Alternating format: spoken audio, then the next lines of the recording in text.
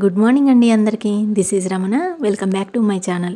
So నేనైతే పక్కా పల్లెటూరు అమ్మాయినండి. ఒక విలేజ్, మధ్యతరగతి కుటుంబం. మధ్యతరగతి కూడా కాదు, చెప్పాలంటే బిలో మధ్యతరగతి అనొచ్చు. మధ్యతరగతిలో కూడా బాగా ఉన్న వాళ్ళు ఉంటారు కదా. సో మాకైతే అలా కూడా లేదు. రెక్కాడితే కానీ డొక్కాడదు అంటారుగా, ఆ రేంజ్లో ఉంటాము. సో ఏంటంటే మాది స్లాప్. ఇప్పుడైతే స్లాప్, మా అమ్మ వాళ్ళ గురించి చెప్తున్నాను. మాది స్లాప్ ఇప్పుడైతే. అంతకుముందు పూరి గుడిసె ఉంటుండే. పూరి గుడిసె, రేకులు, నెక్స్ట్ స్లాపు, అట్లా ఆ రేంజ్లో అట్లా వచ్చింది. అవన్నీ నేను అనుభవించే వచ్చాను. కానీ అట్లా ఉన్న నేను ఇప్పుడు సిటీలో ఉండి అలవాటు పడి ఇప్పుడు ఇంటికి వెళ్తే ఒక్కరోజు ఉండలేకపోతున్నా. పొద్దున్న వెళ్ళామంటే సాయంత్రం వరకు కష్టమైపోతుంది. అక్కడ ఏమంటారు, వెదర్కి అన్నీ అనుభవించాను. పుట్టినప్పటి నుండి పెళ్ళయ్యేంత వరకు అక్కడే ఉన్నా. ఆల్మోస్ట్ 25 ఇయర్స్ వరకు అక్కడ ఉన్న నేను ఇక్కడికి వచ్చిన ఒక 10 ఇయర్స్ కూడా అవ్వట్లేదు సిటీకి వచ్చి. ఈ 10 ఇయర్స్లోనే ఎంత మారిపోయామనంటే, ఇక్కడ సుఖానికి అలవాటు పడ్డోళ్ళకు మళ్ళీ కష్టం అంటే ఎంత కష్టంగా ఉంటుందో మనకు అర్థమైపోతుంది. ఇక్కడనే నేను ఇంట్లో ఉన్నాము. ఆ ఫ్యాను అప్పుడున్న ఫ్యాన్లే మావి. ఇంక ఇప్పుడైనా స్లాప్ ఉందిలే, కానీ అప్పట్లో పూరి గుడిసె కూడా ఉండేది కదా. ఫ్యాన్ సరిగా ఉండేది ఉండకపోయేది. వర్షం వచ్చినప్పుడు గిన్నెలు పెట్టేది కారుతున్నప్పుడు. సో ఇవన్నీ కూడా నేను చూశాను, నేను అనుభవించాను, నేను అన్నీ చేశాను. కానీ ఇప్పుడు ఇక్కడికి వచ్చి అక్కడికి ఏదైనా పండగ కానీ, ఏదైనా సందర్భంలో సమ్మర్ హాలిడే కానీ, ఏదైనా ఒక టైంలో వెళ్ళాల్సి వస్తే పొద్దున్న వెళ్ళామంటే సాయంత్రం కష్టంగా నైట్ వరకు ఉండి మార్నింగ్ మళ్ళీ చలో అన్నట్టు వచ్చేయడమే అవుతుంది. అంత కష్టంగా ఉంది అసలు. సిటీ వాతావరణానికి అలవాటు పడినాము అని అంటే విలేజ్లో ఇంకా ఉండలేమనే విషయం నాకు అర్థమైంది. సో అప్పుడు ఎలా ఉన్నామనంటే, అప్పుడు మనకి ఈ వాతావరణం తెలియదు కాబట్టి మనకు అది మాత్రమే తెలుసు. ఇప్పుడు ఏంటంటే, ఇప్పుడు చెరువులో ఉన్న కప్పకో ఒక చేపకో చెరువే ప్రపంచం. ఇంకా ఈ సముద్రం గురించి తెలియదు కదా, అలాగే అయిపోయింది. ఇప్పుడు ఇక్కడ ఉండేసరికి అక్కడ వాతావరణానికి ఇక్కడ వాతావరణానికి ఇంత డిఫరెన్స్ అనేసి అస్సలు ఉండలేని సిచ్యువేషన్ అవుతుంది. ఎంత మారిపోయానా నేను, మేమే అసలు అన్నట్లుగా ఉంది సిచ్యువేషన్. ఎప్పుడైనా వెళ్తేనైతే మా వాళ్ళైతే ఒకరోజు ఉండు, 2 రోజులు ఉండు అని అంటే కూడా అమ్మో మా వల్ల కాదు, ఈ ఎండ కొడుతుంది, ఈ కష్టం, ఫ్యాన్ లేదు. ఫ్యాన్ ఉన్నా కానీ అది తిరిగినా గాలి సరిగా రానే రాదు. సో మనకి ఎంత సేమ్ ఇక్కడ స్లాప్ ఉన్నా అక్కడ స్లాప్ ఉన్నా, ఇక్కడ వాతావరణం వేరు అక్కడ వాతావరణం వేరు, ఎందుకో అర్థం కాదు అసలు. సో చాలా డిఫరెన్స్ ఉంటుంది. అస్సలు ఉండలేకపోతున్నాం. మనిషి ఎంత మారిపోతారో చూసారా. సో ఇంకా మనం ఏమిట్లకి ఏమీ లేదు, ఇంకా డబ్బు కూడా సంపాదించలేదు ఇక్కడికి వచ్చి. అయినా సరే మనమే ఇంత ఇదైపోతున్నాం అంటే, బాగా సంపాదించిన వాళ్ళు, బాగా ఇదైన వాళ్ళకి నిజంగా ఏమంటారు, ఆ లెవెల్లో వాళ్ళు బిహేవ్ చేయడంలో తప్పులేదనిపిస్తుంది ఒక్కోసారి చూస్తే. మనమే ఏం లేని వాళ్ళం, మేము ఉండలేము, సిటీలో ఉన్న వాళ్ళం ఇక్కడ ఉండాలంటే మాకు కష్టమవుతుంది, ఇది పడట్లేదు అది పడట్లేదు అనేసి ఏదో వంగలు చెప్పుకొని వచ్చేస్తున్నాం కదా. బాగా సంపాదించిన వాళ్ళు ఇక ఓవరాక్షన్ చేయడంలో తప్పేం లేదులే అనిపిస్తుంది ఒక్కోసారి. ఇంకా ఫైనల్గా ఏంటంటే, సిటీకి అలవాటు పడ్డ పానం ఇంకా పల్లెటూళ్ళలో ఉండదని అర్థమైంది. అట్లా ఉన్నది సిచ్యువేషను. మేము ఏంటంటే ఇయర్లీ వన్సే పోతాం, అన్నిసార్లు కూడా ఎక్కువ పోయినా 1-2 డేస్ ఉండడానికి కూడా ఎంతో కష్టం అనిపించి ఒక 1 డే అట్లా గడిపేస్తామా, అంతే ఇక వచ్చేస్తాం. ఎంత కష్టంగా ఉంది చూడండి. ఇంకా ఇక్కడ ఏంటంటే, ఇది మా బాబుకి టిఫిన్ కొంచెం, మా వాడికి ఒక్కడికే పెట్టాను నేను టిఫిను. ఏంటంటే ఆడ చట్నీ కొంచెమే ఉంది. మా హస్బెండ్ ఈరోజు ముందే వెళ్ళిపోయాడు టిఫిన్ చేయకముందే. ఇంకా వాడి ఒక్కడి కోసం 2 ఇడ్లీలు పెడితే చాలు, ఆల్రెడీ చట్నీ ఉంది కదా అనేసి ఇంకా నేను రైస్ వేసుకున్నా. నాకు అన్నమే ఈ రైస్గా ఏమంటారు, ఇది అన్నం వద్దు, ఇది టిఫినే కావాలి, అది కావాలి ఇది కావాలని అట్లాంటి ఏమీ ఉండదు. ఏది ఉంటే టైంకి అది తినేస్తా. నైట్ కర్రీ అయినా నైట్ అన్నమైనా అట్లాంటిది ఏం ఫీలింగ్ ఉండదు. సో విలేజ్లలో 3 టైమ్స్ అన్నమే తిన్నోళ్ళం. ఇక్కడ తినడానికి ఇబ్బంది ఏమి ఉంటుందిలే కానీ. సో ఉన్నది నేనే చాలా వరకు. మమ్మీస్ అంటే ఇక కామన్ కదా, అమ్మ అంటేనే సాక్రిఫైస్ చేస్తూనే ఉంటారు అన్నిట్లల్లో. నేననే కాదండి, చాలామంది. మా అమ్మని కూడా నేను చూశాను. ఏదైనా వండింది అని అంటే, ఎవరైనా వచ్చిర్రు గబుక్కున, లేదు ఎవరైనా రాకపోయినా కానీ అన్నం సరిపోవట్లేదు అని అంటే, ఇంకా కూడా వేయనా అని అడుగుతారు. అసలు వాళ్ళకు ఉండని లేకపోని అందులో అసలు ఆ సర్వలో ఏమంటారు దాన్ని, గిన్నెలో ఉన్నా లేకపోయినా కానీ మనకి వేయడానికి ట్రై చేస్తూ ఉంటారు. ఈవెన్ మనమైనా అంతే. ఎవరైనా సడన్గా వచ్చిర్రు అని అంటే మళ్ళీ మనం కుదిరితే వండుకుంటాం, లేదంటే లేదు. కానీ మ్యాక్సిమం నేనైతే పెట్టడానికి ట్రై చేస్తాను. సో లేడీస్ అంటేనే అంత సాక్రిఫైజింగ్ ఉంటుంది లేండి కామన్గా. ఇంకా యాక్చువల్గా ఏంటంటే, ఇంకా నేను రైస్ తిన్నా, వాడికి ఇడ్లీ పెట్టేసిన. ఇక్కడ పార్సల్ వచ్చింది. జస్ట్ తిందాము అనుకునే టయానికే పార్సల్ వచ్చింది. సరే అనేసి ఇంకా పార్సల్ తీసుకొని అక్కడ పెట్టేసి తిన్న తర్వాత ఓపెన్ చేసా.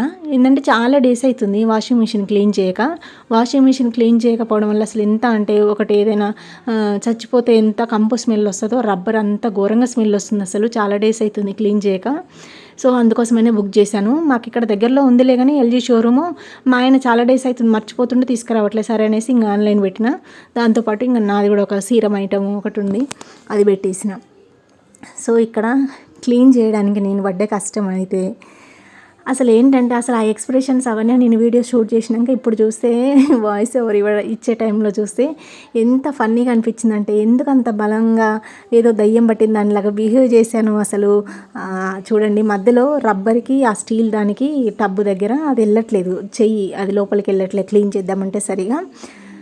సో అందుకే అంత బలంగా పెట్టాల్సి వస్తుంది. చాలామంది ఎలా క్లీన్ చేసి టబ్ క్లీన్ చేస్తారో నాకు తెలియదు, కానీ వాళ్ళు చెప్పారు బట్టలే కానీ మొత్తం వెట్టు ఉంటుంది కదా రబ్బర్ దగ్గర, అది క్లీన్గా తడి లేకుండా తుడ్చండి, లేదంటే ఫంగస్ వచ్చి స్మెల్ వస్తుంది, అట్లనే ఉంటుంది గలీజ్గా అనేసి. సో అప్పటి నుంచి ఇప్పుడు సమ్మర్ కదా, నేను ఏంటంటే కొంచెం డోర్ ఓపెన్ చేసి ఉంచేసేసరికి అది ఎండిపోతుంది. సరే అలాగే ఎండిపోతుందిలే, ఇంకా పెట్టుకున్నది ఏమి ఉండట్లేదు కదా తుడ్చడానికి అనేసి నేను లైట్ తీసుకున్నా. ప్రతిసారి మనం అది ఎండిపోయినప్పుడు మళ్ళీ ఏం లేదు, మళ్ళీ మనం బట్టలు వేసినప్పుడు తడుస్తుంది కదా, ఇంకా అది అక్కడే మొత్తం ఇట్లా బ్లాక్గా కొంచెం అదంతా మురికిలాగా ఉంటుంది కదా వండు, అలా ఫామ్ అయిపోతుంది. ఇంకా మొత్తం ఫామ్ అయ్యి మొత్తం గలీజ్గా స్మెల్ వస్తుంది. మొత్తం క్లీన్ చేసేసిన, ఇంకా క్లీన్ చేసి ఇంకా అది బాస్కెట్ ఉంటుంది కదా మనకి, అది డిటర్జెంట్ బాస్కెట్, అది ఓపెన్ చేసి చూస్తే ఆ బాక్స్ అయితే అసలు ఘోరంగా పట్టేసింది. అసలు అదంతా క్లీన్ చేసి ఇంకా మ్యాక్సిమం ఏమంటారు బ్రష్ వెళ్ళేంత వరకు క్లీన్ చేసిన, అది ఇంకా క్లీన్ చేసి పెట్టేసిన. ఎవరు ఎలా క్లీన్ చేసి పెడతారో టబ్ క్లీనర్ నాకు తెలియదు, కానీ పౌడర్ ఒకటి వేసేసి పెడతారో లేదంటే సేమ్ రబ్బరు ఇదంతా లోపల మొత్తం క్లీన్ చేసేసి పెడతారో నాకు తెలియదు. నేనైతే కొన్నిసార్లు అలా పెడతాను, డీప్ క్లీన్ చేస్తా. ఇంకా కొన్ని టైమ్స్ అయితే ఇలా మామూలుగా వేసేస్తా. మంత్లీ వన్స్ అట్లా వేయాలి అని అంట. కాకపోతే ఏంటంటే ఇన్ని సైకిల్స్ తర్వాత వేయాలి అనేసి ఉంటుంది. కాకపోతే నేనేంటంటే చాలా డేస్ అవుతుంది వేసి, 2-3 months అయిపోయింది, దాటిపోయింది. అందుకే ఘోరంగా ఇప్పుడు సమ్మర్ కదా ఎక్కువ సార్లు వేయాల్సి వస్తుంది. ఒక రోజులో 2 times వేయాల్సి వస్తుంది బట్టలు. సో చూడండి ఇక లోపల వరకు చెయ్యి పట్టక చాలా వరకు కష్టపడి తూడ్చాను. ఇక మ్యాక్సిమం క్లీన్ చేశాను, కానీ చాలా గలీజ్గా వెళ్ళింది మొత్తం. ఆ స్మెల్ అదంతా అసలు మురికిగా అసలు ఘోరంగా వండు మనకి ఎలా ఉంటుందో అంత గలీజ్గా ఉన్నది అదంతా. ఇక చూసారా, ఈ బాస్కెట్ చూపిస్తాను ఒక్క నిమిషం.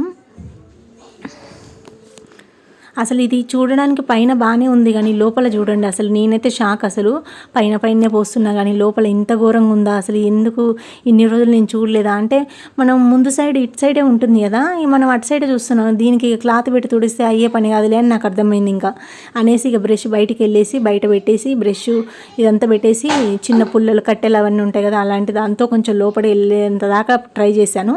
మ్యాక్సిమం ట్రై చేశాను, కానీ ఇంకా బ్రష్ అట్లా లోపలికి వెళ్ళట్లేదు. ఇంకా కావలసిన ఇక నాకు కుదిరినంత వరకు ఇక క్లీన్ చేశాను. ఇక ఫైనల్గా అయితే ఇలా క్లీన్ అయింది. ఇంకా లోపలికి చేయట్లే కాబట్టి ఆ సందులో ఇంతకుముందు చూసారు ఎంత ఘోరంగా ఉందో, ఇప్పుడు చూడండి చాలా వరకు క్లీన్ అయిపోయింది.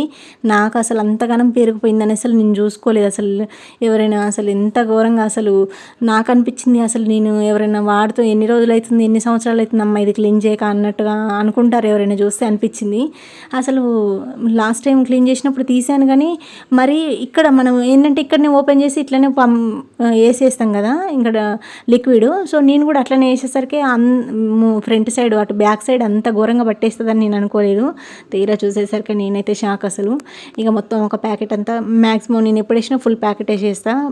అక్కడ కూడా ఇన్స్ట్రక్షన్స్ అట్లనే ఉంటాయి ఫుల్ ప్యాకెట్ వేసేయమని. ఇంకా హాఫ్ ప్యాకెట్ అందులో వేసి ఇంకో హాఫ్ ఆ రబ్బర్ దగ్గర లోపల వేసేసిన.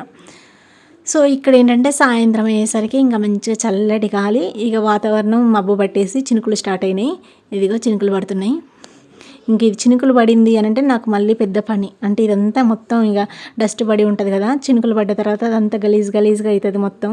మళ్ళీ ఇదంతా వాటర్ పోసి కడగాలి, ఎందుకంటే నేను వర్షం వచ్చినప్పుడే కడుక్కోవాల్సి వస్తుంది. ఎందుకంటే మా ప్లంబర్ బయటికి పెట్టారని నేను వేరే వీడియోస్లలో చెప్పాను కదా, అలా పెట్టడం వల్ల ముందుకు వెళ్ళిపోతాయి వాటరు మేము కడిగినవన్నీ. సో అట్లా ముందుకెళ్ళినప్పుడు కొంచెం సీరియస్ అవుతూ ఉంటారు, అటు వాటర్ వస్తున్నాయి అనేసి. చాలా వరకు ఈ మధ్యలో అనట్లేదులేండి, చాలా వరకు స్టార్టింగ్లో ఇంట్లోకి వచ్చినప్పుడైతే చాలాసార్లు అన్నారు, కానీ ఇంక ఇప్పుడు ఏమనట్లేదు. ఇంకా ఇట్లా గలీజ్గా అయింది కదా, ఇంకా ఇదంతా కడిగేసరికి ఇంకా నాకు చాలా టైం పట్టిద్ది. ఇక మొత్తం కడిగేసుకున్నాక ఎంత ప్రశాంతంగా ఉంటుంది అంటే ఇక కూర్చోవడానికి బయట కింద సాపేసుకొని మంచిగా హాయిగా పడుకోవడానికి మంచిగా ఉంటుంది. ఇంకా పెంట్ హౌస్ కదా, కొంచెం ఎండ కొట్టేటప్పుడు ఆఫ్టర్నూన్ టైం కొంచెం ఇబ్బంది అనిపిస్తుంది ఇంట్లో, కానీ సాయంత్రం అయితే ఇట్లా ప్రశాంతంగా బయట పడుకోవడానికి కూర్చోవడానికి మంచిగా. సాయంత్రం బయట స్పెండ్ చేయడానికి మాత్రం బాగుంటుంది. నాకేంటంటే ఎప్పుడైనా వర్షం వచ్చినప్పుడు లేదంటే నైట్ టైము ఇలాంటి టైంలో కడగాల్సి వస్తుంది. మిగిలిన ఏ టైంలో అయినా కడిగిందంటే బయటికి వెళ్తుంది కాబట్టి పిల్లలు ఆడుకోవడానికి లేదంటే అక్కడ అటు ఇటు తిరగడానికి వెహికల్స్ అటు ఇటు వస్తూ ఉంటాయి కదా, వెంచర్ వాళ్ళకి అట్లా డిస్టర్బెన్స్గానే ఉంటుంది కొంచెం చెప్పాలంటే వాటర్ అట్లా బయటికి పెట్టడం వల్ల.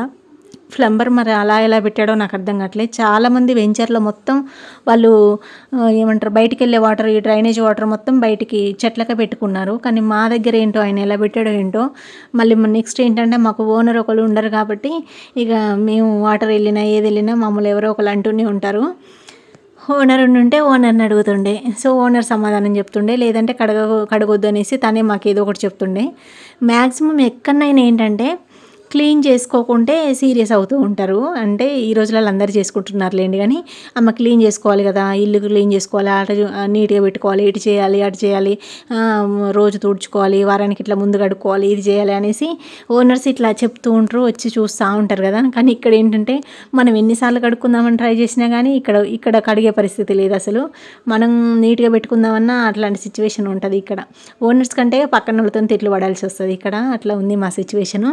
కాకపోతే రెంట్ తక్కువ కదా, 4500 రెంట్ అంటే ఇప్పుడు ఈ రోజులలో ఎక్కడొస్తున్నది ఇంకా.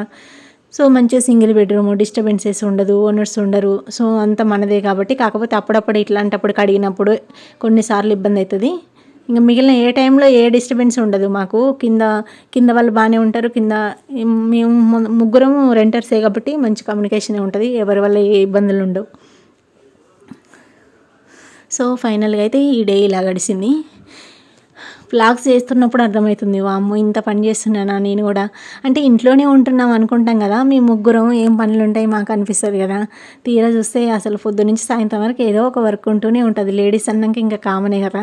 ఇప్పుడు సమ్మర్ హాలిడేస్ కాబట్టి ఇంకా పిల్లలకి స్నాక్స్ అని అయ్యని ఏదో ఒకటి ఉంటుంది. ఇప్పుడు కొంచెం ఎంతైనా మనం హాలిడేస్ కాబట్టి కొంచెం స్లోగా చేసుకుంటున్నాం. ఇంకా 2 రోజులు అయితే ఇంకా స్కూల్ ఓపెన్ అయితే ఇంకా హడావిడి లైఫే ఉంటుంది ఇంకా.